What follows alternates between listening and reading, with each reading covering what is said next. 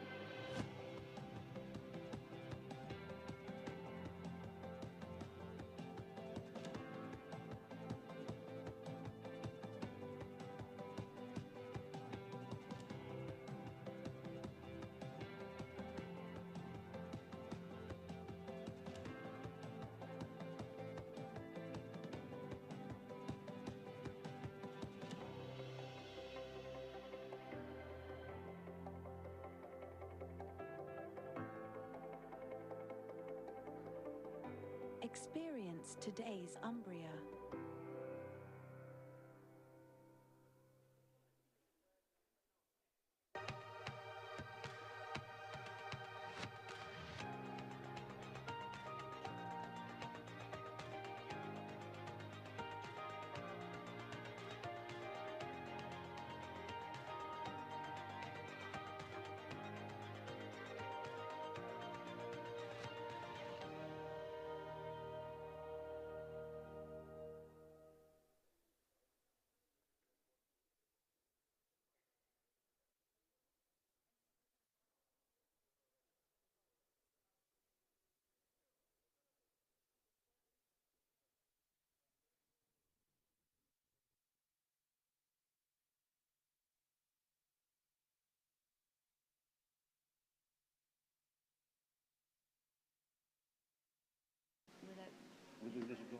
We're going live.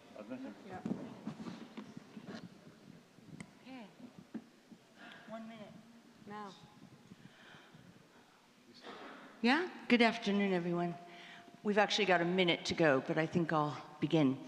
My name is Janine Di Giovanni. I am the executive director of the Reckoning Project. We're a war crimes unit inside Ukraine who document war crimes and build cases for international justice mechanisms. But at my heart, I am a war reporter, a name I never gave myself, but what we are called. And I have, unfortunately, in my lifetime, reported 19 wars and 3 genocides. The genocides in Bosnia, Rwanda, and the Yazidi slaughter led me to found the Reckoning Project along with colleagues because we saw that too often justice was never delivered to the victims of hideous crimes. I'm actually really lucky because I'm here with great friends whom I adore and have huge respect for. And you are so lucky to be here with them. It's something like a master class in war reporting. First, I'd like to say that I'd like to give an actual, for the 92 Palestinian journalists who have been killed, our colleagues. All of us are in solidarity with them and their families. Ron and Jeremy and I met during the siege of Sarajevo a long time ago in 1992. It was a war that in many ways definitely shaped my life and changed my life and led me to do the work that I do today. I'm going to start with Jeremy, and I'm going to begin with that. Oh, first I'm actually going to give an intro of everyone because I just assume that all of you know who they are, but these amazing people. Jeremy Bowen, international editor of the BBC, 20 wars, starting with El Salvador, everything in between, Bosnia, Baghdad, Gaza, ISIS, Arab Spring, Afghanistan. In my mind, he is the most masterful broadcast journalist of our generation. To me, he's Edward R. Murrow, a voice of great passion, clarity, and always giving a voice to the voiceless and courageous. Takes a real stand in his work, and we're going to talk about that. Next to me is Ron Haviv, an incredible photojournalist, Emmy-nominated filmmaker as well, co-founder of the photo agency and foundation 7. He's been working since 1989. His work is all over the place. I'm sure you know it. It's remarkable. It's in museums, it's in galleries, it's in many magazines, but most importantly for many of us, it's used as examples of war crimes, the documentation of war crimes. Jody Ginsburg is the CEO of Committee to Protect Journalists. Committee to Protect Journalists is the kind of mantra that I and most of my colleagues take into the field when we go to dangerous places, knowing that we've got someone who's got our back.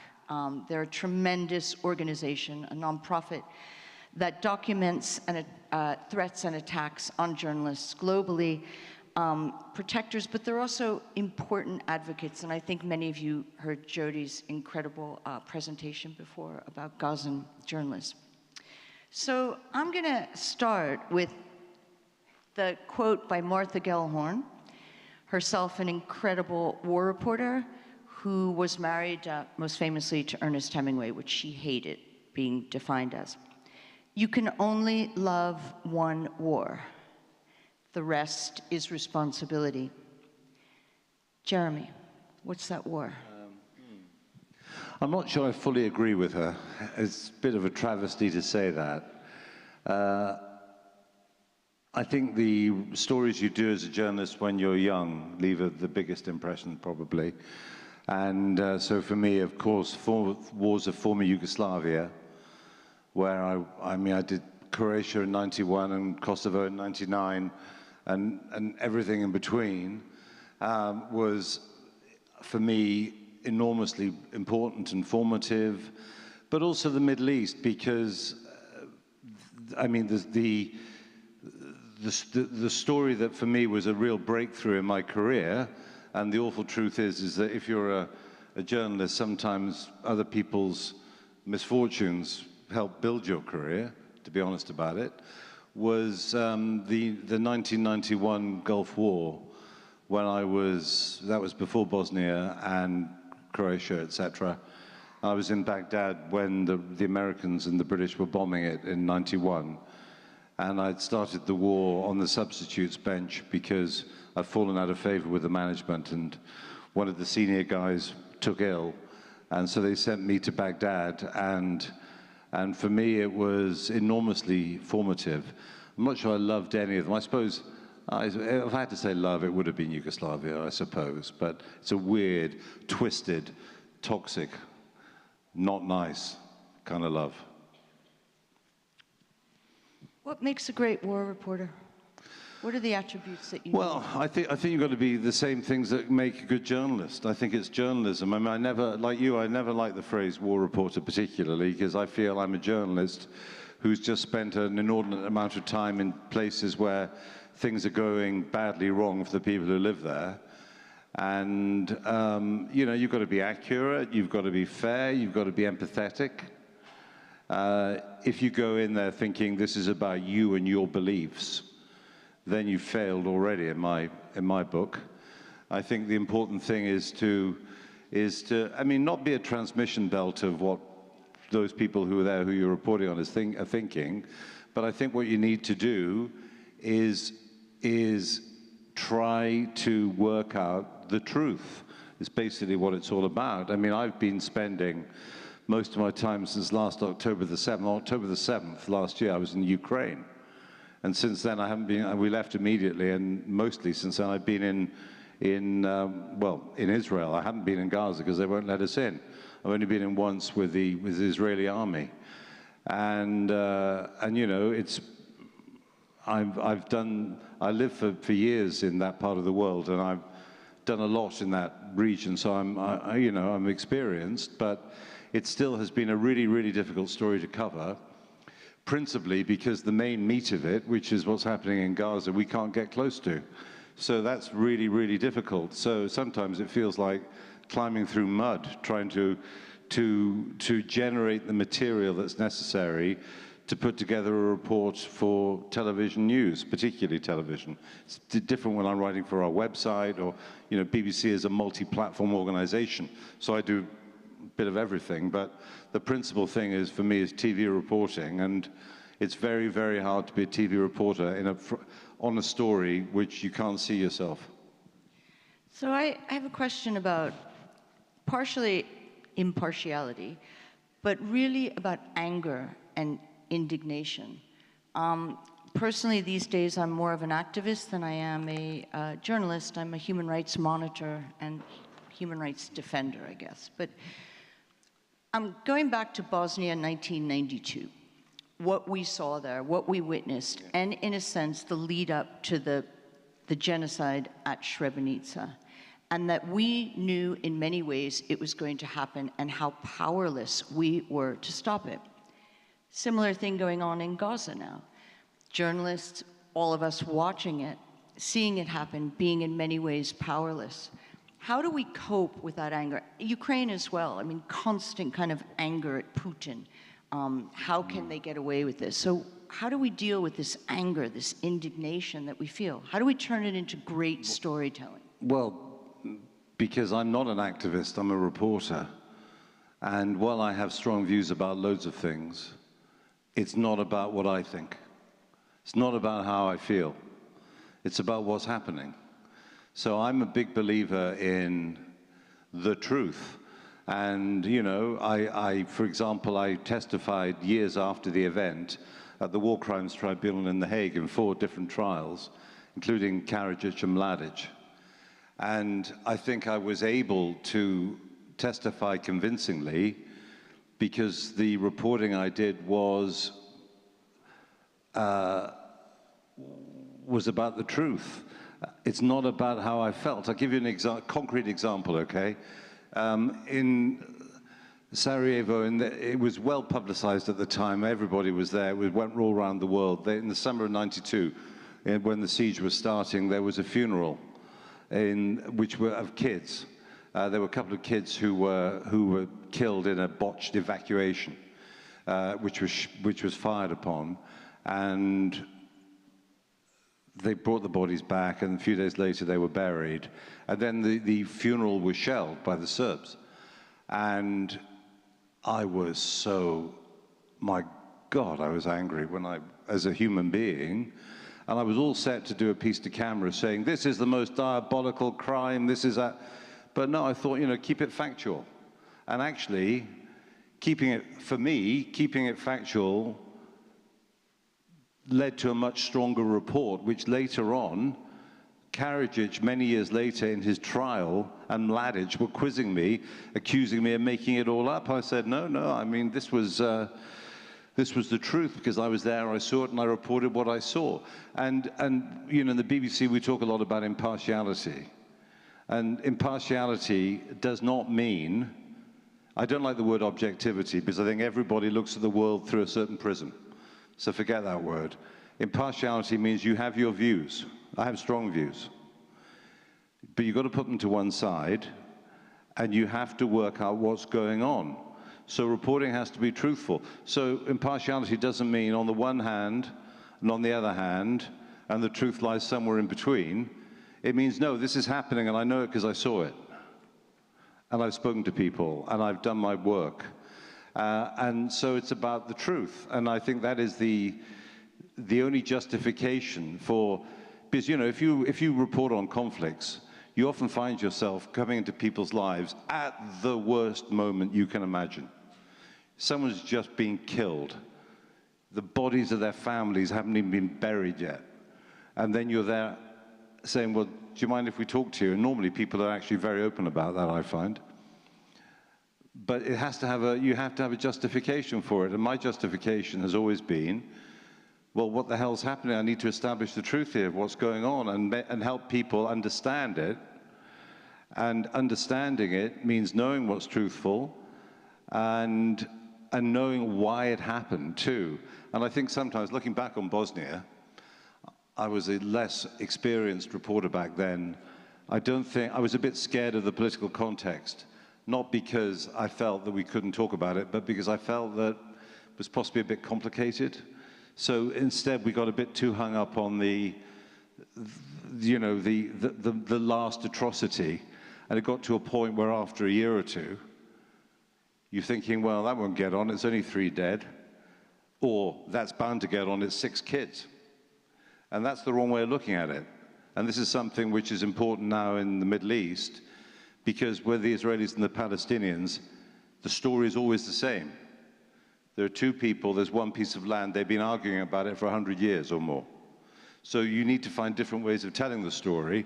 And one of the important things, I think, really important now at this stage after, I've been with the BBC for 40 years this month, a long time,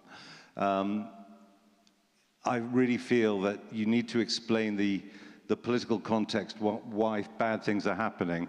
Otherwise, it's just white noise. After a while, it's just white noise. Here's a poor kid in a bed. His legs have been blown off. Isn't that sad? Which country am I in again? I can't remember. Actually, if you explain why it's happening, and then you give not just the identities to the person, to the victim, but they become more than victims. You actually help, you have to use them to explain what's happening. Otherwise, people don't, I think, engage with the story enough. I'm going to come back to you later to ask you something about reporting from the other side. So think about that. In context of a colleague of ours, Sean, made a film about, he was embedded with the Russian army on the other side. It was very controversial, in Ukraine especially. Ukrainian journalists were outraged that he did this. And I want all of you to... I'd do it like a shot if I could. What? I'd do it like a shot. If I could go with the Russians, I would, in a nano. So that I want to come back on that point, because some people say you cannot cover both sides. We come from a generation where, remember, we had no social media, we had no cell phones. I didn't have I didn't have a email account until 1994. We didn't have we had those Tandies, but we didn't have laptops. So we reported in a very different way. There was no social media. So I want to come back on, like, do you cover both sides if you can? We always did, but now it's a very different thing. It's much more about choosing a side. I'm going to go to Ron Haviv, and you're going to show us some of your photographs. Ron's work has been so pivotal in so much of human rights reporting at the core of it. And you have been, unfortunately, imprisoned twice, once handcuffed to Luke Delahaye for 4 days, and the other time, once in Bosnia, once in Iraq, right? So you've endured a huge risk in your career. Let's start with the Bosnian photograph, if we can. And tell me the story of Ukraine. We can start with Ukraine, but you can, I think, Bosnia. I've killed the surprise. Right. Back. We are at this festival. Can we just go back one? I can't control this. Great, thank you. Okay. All right. Please tell the story from the beginning, because this is one of the most iconic images of war photography in my mind. Tell us what happened. Well, those of you that are familiar with the breakup of Yugoslavia know that it went part by part, piece by piece. And especially in the beginning, it was not a very well understood, well covered, or considered a very important story, especially by the media that I worked with, which was American.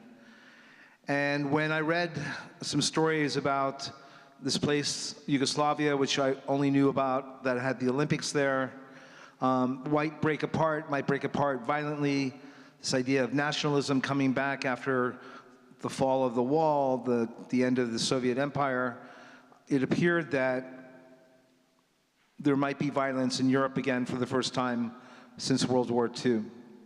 So in '91, I went to Slovenia, which was the first part of Yugoslavia that declared their independence. They had a very short war. Then Croatia declared their independence. Their war lasted a little bit longer.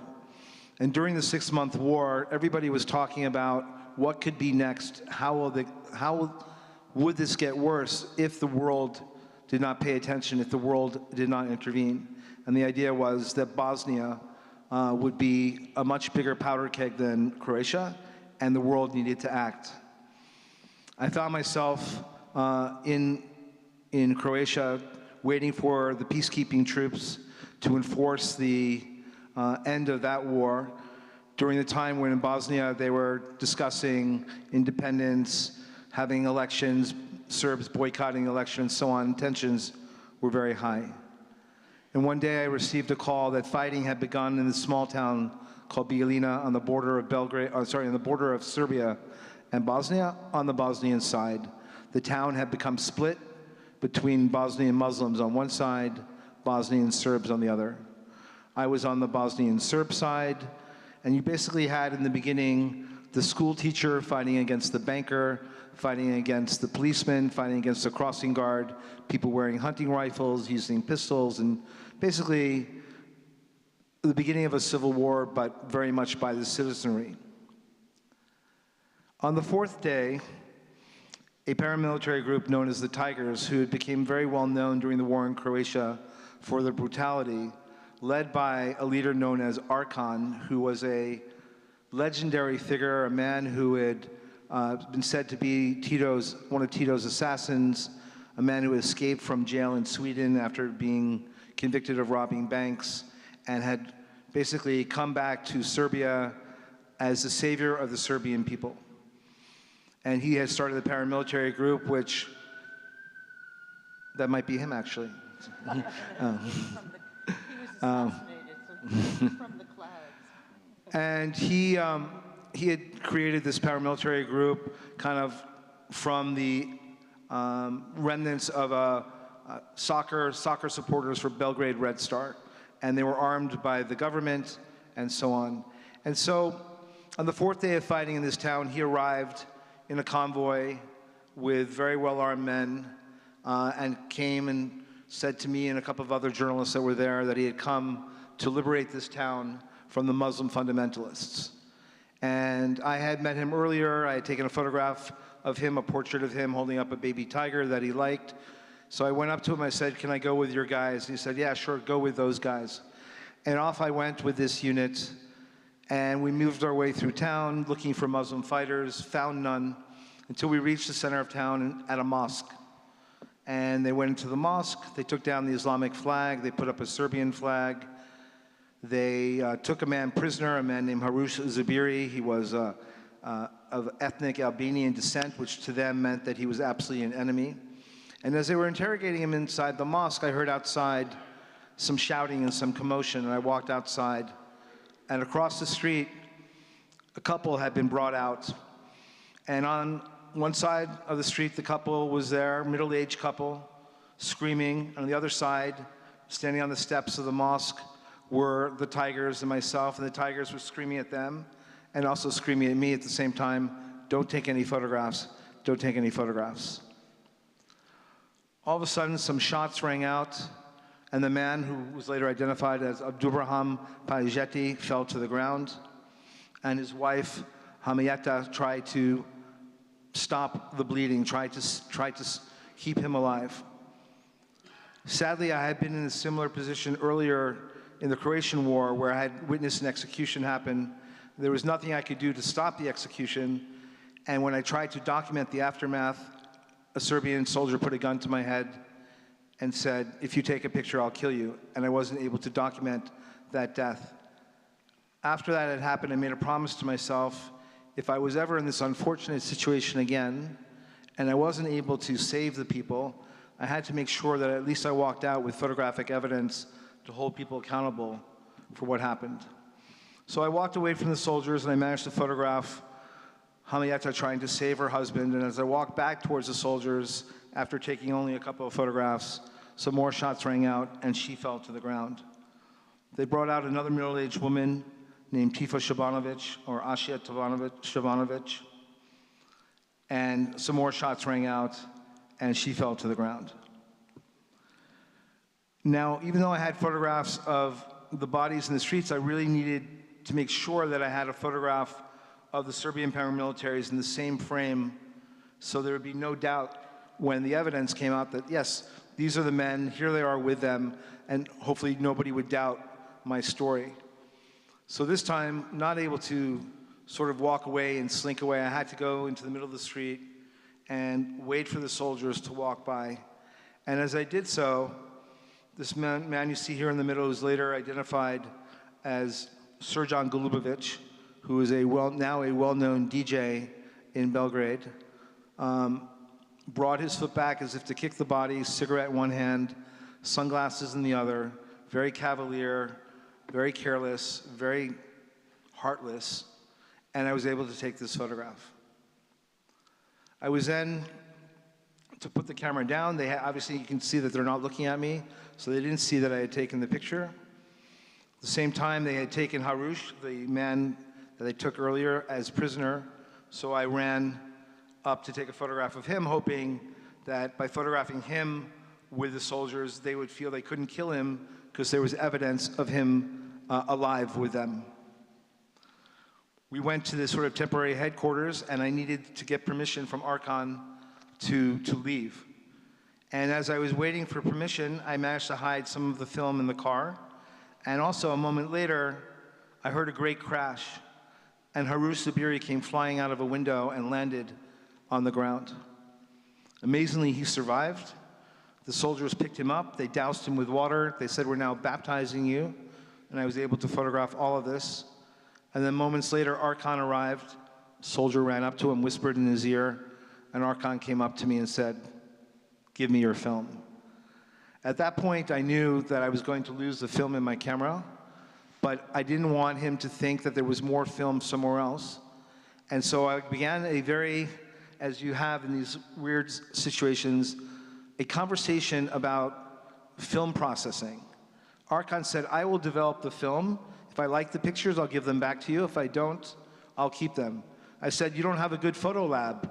Let me develop the film." And we had an argument about film processing until he just finally said, "Give me the film," which I did. And so the film was sent off, was eventually published in magazines around the world, and was the evidence. This is before the official beginning of the war in Bosnia. And this was what I thought was the evidence of the beginning of what was going to happen. And the world could see unarmed, middle-aged civilians being executed by well-armed paramilitaries. And my work was there to prove what all the pundits, all the diplomats, everybody was talking about: there needed to be intervention. There was none. The war started, lasted for more than 3 years, thousands killed, millions exiled, led to another war in Kosovo. And today, of course, Bosnia is a very dysfunctional country. And this photograph, in that attempt of what I had hoped to kind of galvanize the world to do something, failed in its actual purpose. It didn't fail. It didn't fail. And it will live on forever, and it will show what happened there. And that's really what it's about, in a sense. It's documenting the evidence and also the fact that this happened. You cannot say this never happened, which is what misinformation and disinformation is all about. You know, people coming back and saying, this didn't happen, or this happened. I want to just ask you what happened in the aftermath to you. Can you talk about that, or is that too?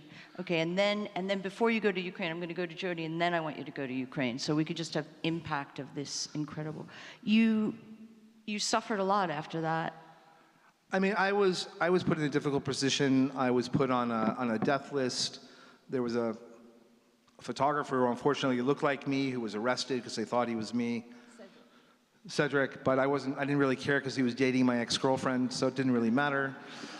But you know, there were a lot of different things that happened with this photograph. But one of the things actually that's really quite interesting is that Dr. Lauren Walsh and I are co-directing a documentary called Biography of a Photo.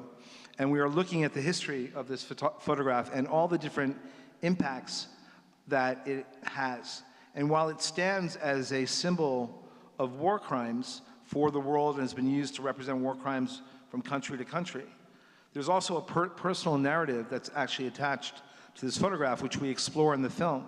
The daughter of Tisha Shavanovic, Alma Pekovic, has seen this photograph, the worst moment of her life of her mother being killed, and has decided and has started, as of about 5 years ago, or a little bit longer, taking this photograph to the War Crimes Tribunal, not in The Hague, because that's finished, but to the War Crimes Tribunal in Serbia to try to indict Srđan Golubović and the other soldiers for their war crime. And all her evidence is based on this photograph. And so what we've learned in this film, that there are times when photographs travel and become, this has inspired art, this has been part of foreign policy, this has been used in evidence in trials in The Hague as well as in Serbia. Sometimes photography can take a life of its own. It goes way beyond me. And this is an acknowledgement to the strength and power of photography, when it actually can have impact continuing over and over again. Just the other day, I was reading a review about an American film called Civil War. So it's about a film that opened up last week, and the reviewer starts talking about this photograph. So sometimes photographs continue to go on and on and on for various purposes. Thank you, and we'll come back on Ukraine. Jody, so the three of us chose to become not war reporters, but foreign correspondents or reporters or whatever it is we chose to do.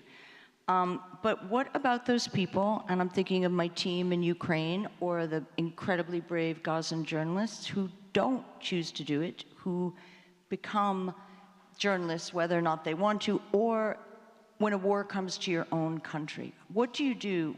What do you do when a war comes to your country? Well, it's incredibly challenging. So if you think about the examples that you're all talking about, in many cases, journalists will go in, and things have improved hugely now. It used to be certainly 20, 30 years ago that freelancers would go in and there was absolutely kind of no support, no backup, and people would, organizations that should have known better were busy taking copy from people that had had no training, had no personal protective equipment, no insurance, and it's not perfect still, but it's better. But if you go in with a BBC or you go in with a CNN or someone else, you have their backing, you have the support. If you're there in country, you often will not have had any of the kinds of trainings that are offered to larger organizations. You may not have the personal protective equipment. You may not have the equipment that you need. You may not have the training that you need to know about how to keep yourself safe. And on top of all of that, you're reporting on a war that is happening to your people and your home. And that's a very different, I know from speaking to many people, including many foreign correspondents, that's a very different thing. It's a very different thing to be able to walk away and go home. What do you do if that is your home? What do you do if your home is the place that's been bombed? What do you do if the people that you're going to report on are your friends? I mean, earlier, some of you were here when I was talking about the photojournalist Mutazaziza.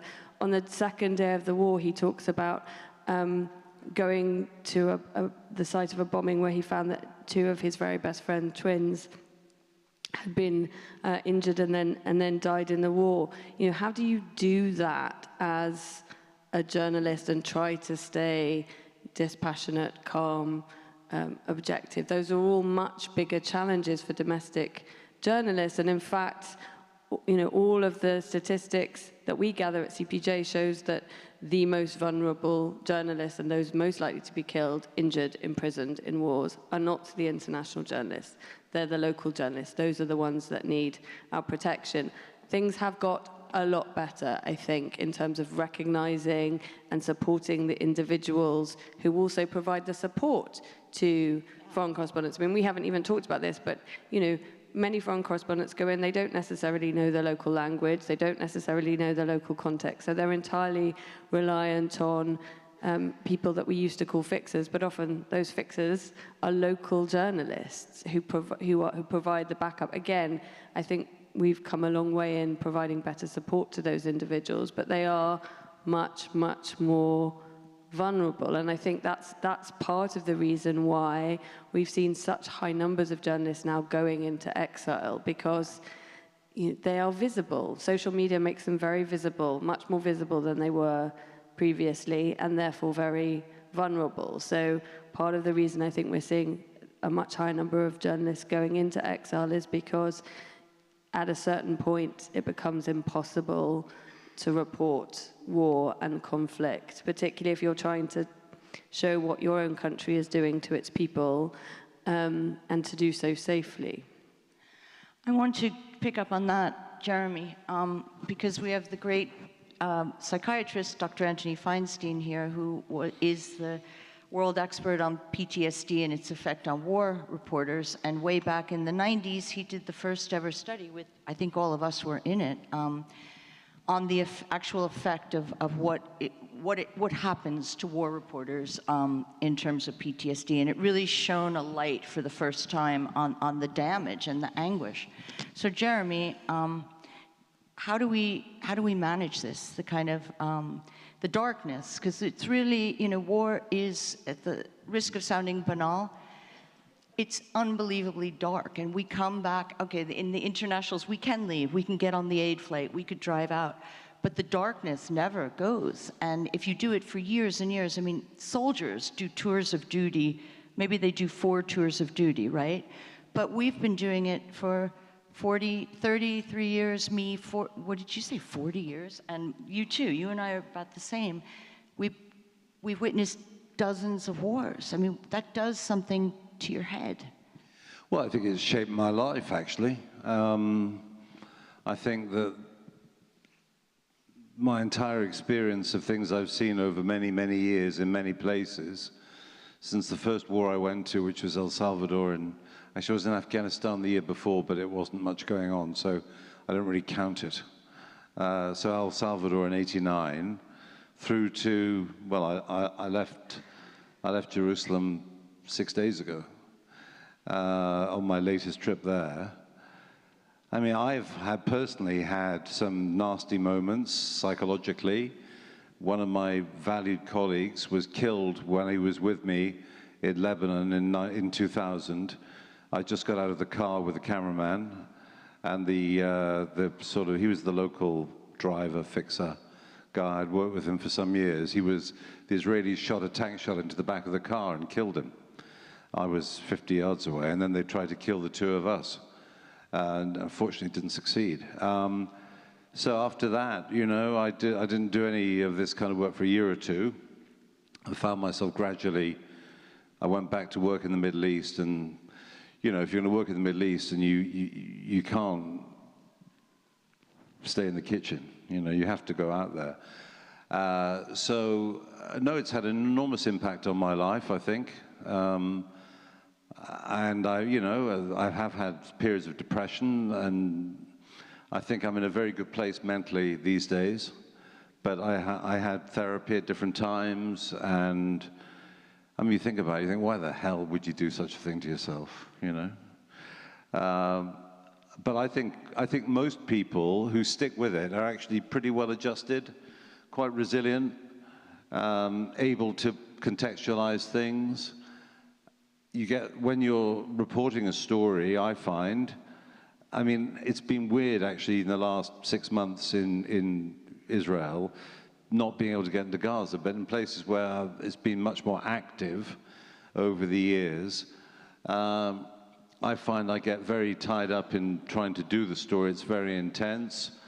Working for the BBC, we have to produce so much these days in terms of multi-platform journalism that, you know, 16, 18 hours, you don't have much time to think about yourself, to be honest. And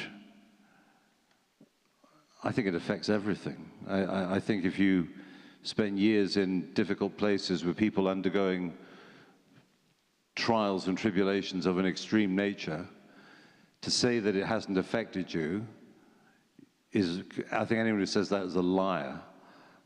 You'd have to be made of granite, and I'm certainly not. And I've actually found, as the years go by, I was much better able early on to say, well, you know, yeah, fine, I'll turn my back on this and go home. And I find now I'm much more emotionally probably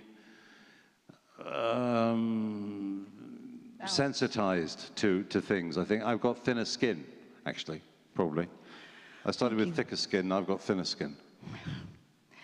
Ron, can we just go to the Ukraine picture? I mean, I want to come to the audience because I'm sure you have many questions to ask, but can we just look at the Ukraine photograph? Because for me, that really shows the chilling nature of Putin's attempt to eradicate Ukrainians and the denial that there is something as the Ukrainian identity. Briefly, like in a minute, can you tell? Well, this is just remnants of people fleeing their village as the Russian forces advanced. But what was so fascinating, obviously, about using these 2 pictures together is that when Bosnia happened, people were like, I can't believe that we're seeing another war in Europe in the 20th century.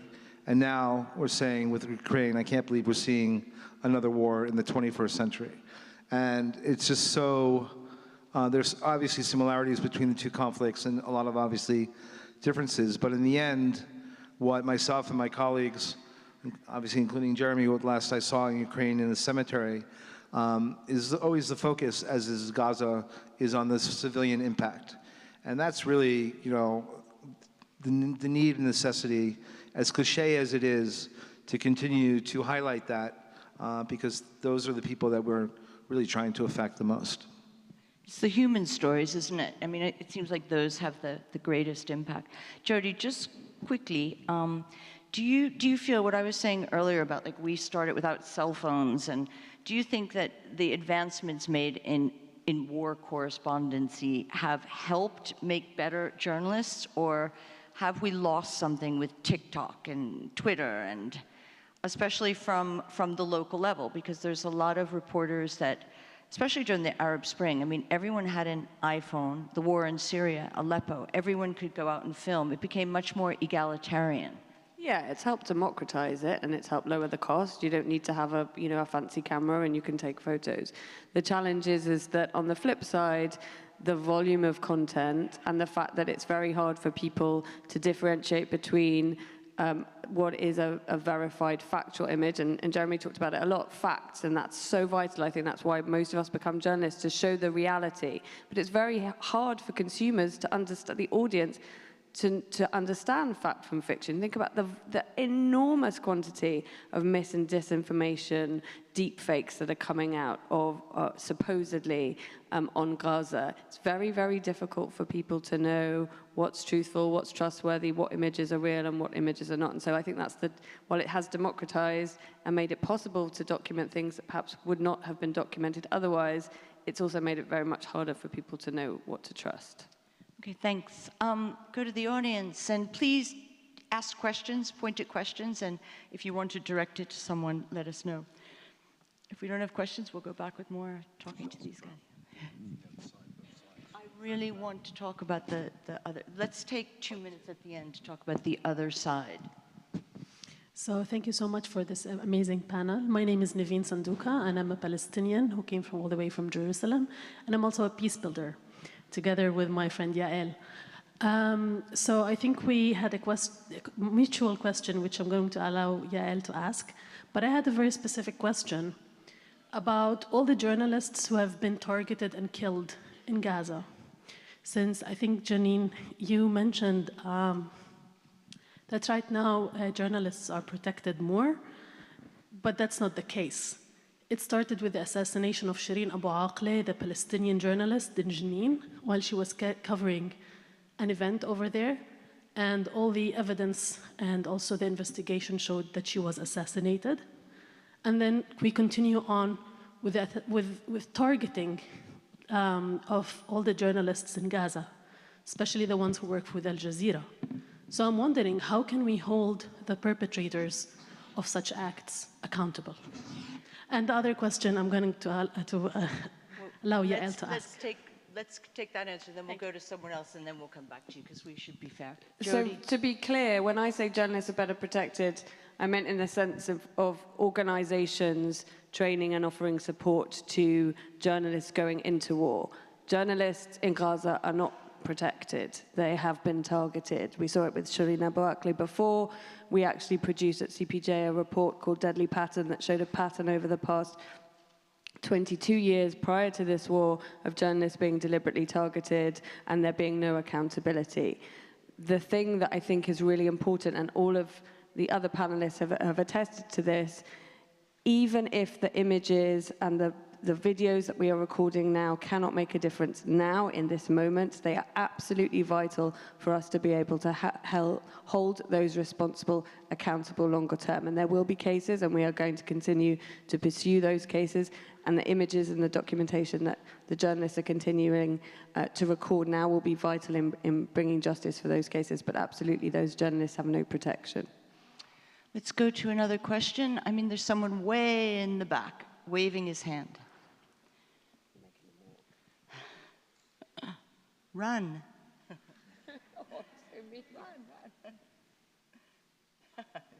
was joking. Hi, thank you. My name is Jamal Reza. I'm a journalist from Kosovo. Very inspiring to hear all of you. And my question is to you, Janine. If you please can just share shortly the episode when you were traveling with Kosovo Liberation Army and they were bombed. I want to hear from you if I can, please. Thank you. You mean Koshare? Yes. Yeah. Yeah, please.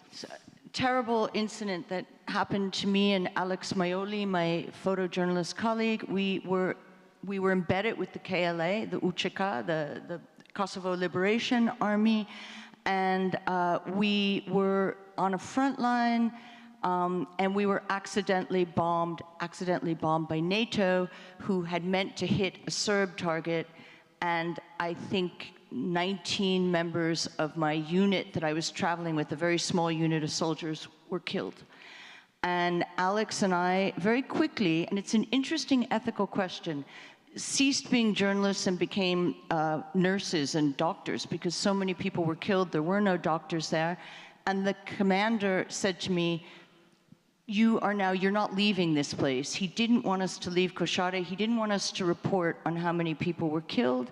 So Alex and I had to, nurse the wounded, drag the dead into a truck, try to get there were body parts everywhere. We had to collect the body parts. But Alex said to me at one point, he refused to do it. He said, I'm a photographer, I need to keep shooting. And he said, you can write about it whenever you want to, but I will never get these images again. And the commander almost, locked him up for that, but he kept shooting and I kept nursing the wounded. But it was horrific. And we were there, we were in a trench that had been used as a lavatory. It was the only place to hide. So I was left with like the few remaining soldiers and we were just waiting for the Serbs to kind of overrun us. And meanwhile, NATO had no idea that they bombed the side they were supporting. So it was horrific. But thank you for remembering that.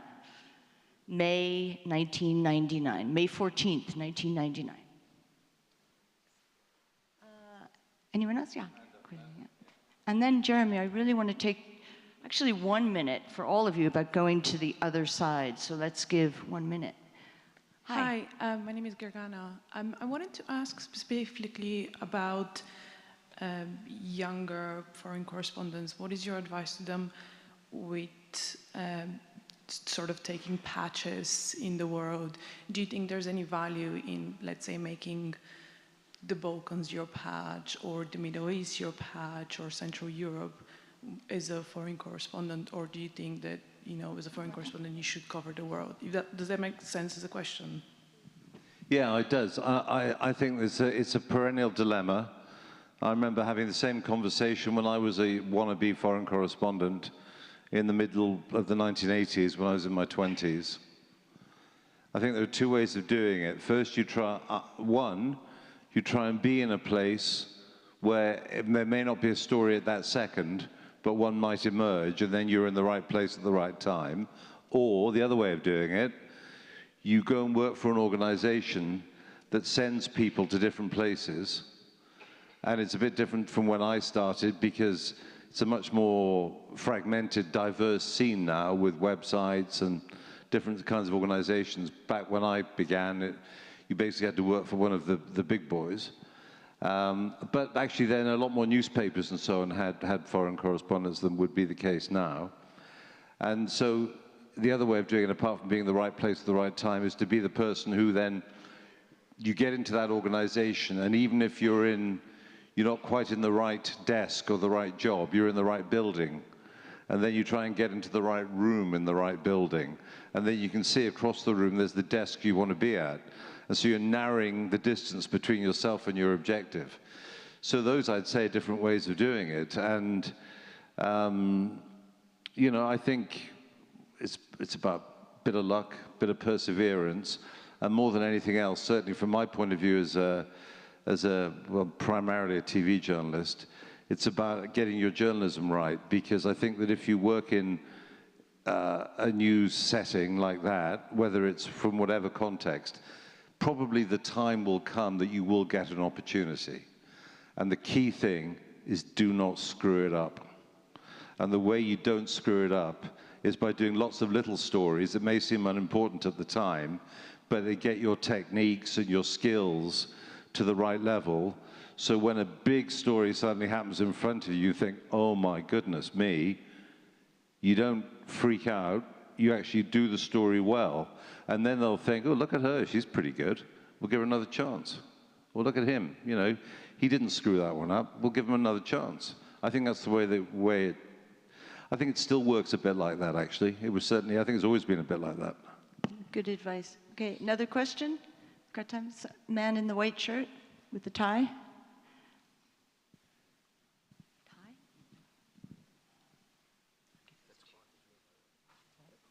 And as an aspiring journalist, I wanted to ask a very simple question. Do you think that every journalist can be a war reporter? And if so, how does one realize that they can be a potential war reporter? Because of course, a lot of emotion is involved when reporting on wars. And this is a question directed to anyone who wants to answer. Thank you. Anybody can try it. I think you have to see if you're emotionally and psychologically capable of doing it. Some people think they are and they go and never want to go back again. Other people... I couldn't. I thought I wanted to be one and I couldn't do it. Yeah. I went once and never again. That's great. Yeah. Yes, you've got your hand up. And then I really want to take that last minute to... So it's ticking. Let's kick this out. 38 seconds. Everything goes dead in 30. Oh, does it? Yeah, we'll kick this out. Okay. So thank you for this fascinating panel. My name is Yael Brado-Bahat. I'm one of the two co-directors of Women Wage Peace, an Israeli grassroots movement. And I was wondering if being war correspondents also bears a responsibility to report on the peace efforts on the ground during war, because usually peace is being covered only when Track 1 negotiations begin, and sometimes it's too late. And maybe if the grassroots efforts to stop the war from both sides is covered earlier, then peace negotiations begin earlier, and we can save many, many lives. So this is my question. I wish that journalists had that much influence. I'm all in favor of speaking to people about peace efforts. Sadly, I don't think we're so influential in terms of, I think these things emerge at a different level also when events on the ground unfold in terms of people getting to a point where they are prepared to do a deal between the two opposing sides. Let's have some closing words from Jody, Ron. Do you want to comment on that, or is there something else you want to close with? I just think it's really important to see this not in this kind of almost glamorous parachute-in sort of way that I think traditionally sometimes we've thought of reporting on war, but to really see it in the way that I think we've all talked about it today, which is a responsibility to document what is happening. And I think the more we think about that, the more we understand the impact, the true impact of war. I think just it's important for all of us, all of you, to realize your responsibility in accepting, understanding, and trying to look at the work that myself and my colleagues are providing. Because without our work going to you, if it's ignored, there's no point in us doing it.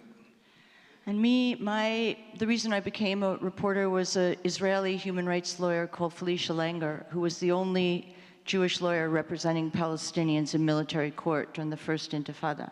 And she told me, if you have the ability to go to these places and write about it and give a voice to people who don't have a voice, then you have responsibility and obligation. So that's it. And on the subject that Janine has tantalizingly mentioned a couple of times, that didn't quite, reporting from all sides of the story, I personally am in favor of, I'll talk to anyone. I've been on the so-called enemy side loads of times. I've been bombed by NATO repeatedly in different places. And I think it's all part of it. You've got to go and talk to everybody.